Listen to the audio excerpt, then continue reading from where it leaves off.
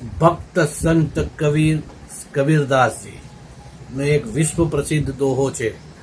ગુરુ ગોવિંદો ખડે કાકે લાગુ પાય, બલિહારી ગુરુ આપકી ગોવિંદ દિયો બતાય.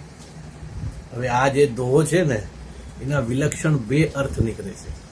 આપણને બે અર્થ, એક જ દોહાના બે અર્થ. હા, કબીરદાસની આ વિલક્ષણતા છે કે એમના દોહા નિત્ય નવીન અર્થ આપે. તમે જેટલો ઊંડાણમાં જશો એટલી તમારી સમજણ વધશે. તો પહેલી પંક્તિનો અર્થ શું થાય કે ગુરુ પણ ઉભા છે અને ગોવિંદ પણ ઉભા છે, તો કોને પગે લાગવું, કોને પહેલા પ્રણામ કરવું. બીજી પંક્તિ જે છે ને એનું બલિહારી ગુરુ આપકી ગોવિંદ દિયો બતાય, એમાં જવાબ છે. પણ આ જવાબ શું છે ખબર છે? આપણને એમ લાગે એક જ જવાબ છે, એક નહીં, આમાં બે જવાબ છે. થોડું ઊંડાણથી વિચારો અને થોડું તમે એમાં ધ્યાન આપો. તો પહેલા 3 શબ્દ શું છે? બલિહારી ગુરુ આપકી, એ ગુરુ તમે કૃપા કરી અમારા પર અને કીધું ભગવાનના ચરણે ગોવિંદ દિયો બતાય, ગુરુએ આપણને ભગવાન દેખાડ્યા, તો તમે એને પહેલા પ્રણામ કરો, એને નમસ્કાર કરો. આ પહેલો અર્થ થયો. બલિહારી ગુરુ આપકી ગોવિંદ દિયો બતાય, જેને ગુરુએ આપણને ભગવાન દેખાડ્યા. હવે થોડું ઊંડાણથી વિચાર કરશો ને તો તમને બીજો અર્થ મળશે. એટલે પહેલા 3 શબ્દો છે ને એને નહીં, એને થોડું સાયલેન્ટ એટલે એને અલગ રીતે વિચારો. પાછલા 3 શબ્દો પર જોર આપો.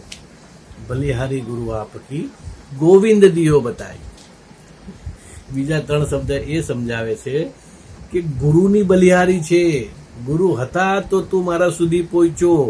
ગુરુ તારા માટે સર્વસ્વ છે, માટે એના પ્રથમ પ્રણામ કર, એને પ્રથમ પ્રણામ કર, એને પ્રથમ નમન કર. એમ ગોવિંદ દિયો બતાય, એમ ગોવિંદ સમજાવે છે. એટલે ભગવાન આપણને કહે છે કે બલિહારી ગુરુની છે કે જેને જે તમને મારી પાસે લઈ આવ્યો, એટલે એ વધારે ગ્રેટ, એ વધારે મહાન છે મારા કરતા. એને પહેલા પ્રણામ કર, એને પહેલા નમસ્કાર કર. જો દોહો એક જ છે.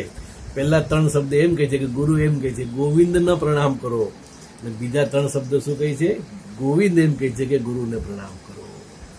તો આ છે ભક્ત કબીરનો દોહો અને એના બે વિલક્ષણ અર્થો.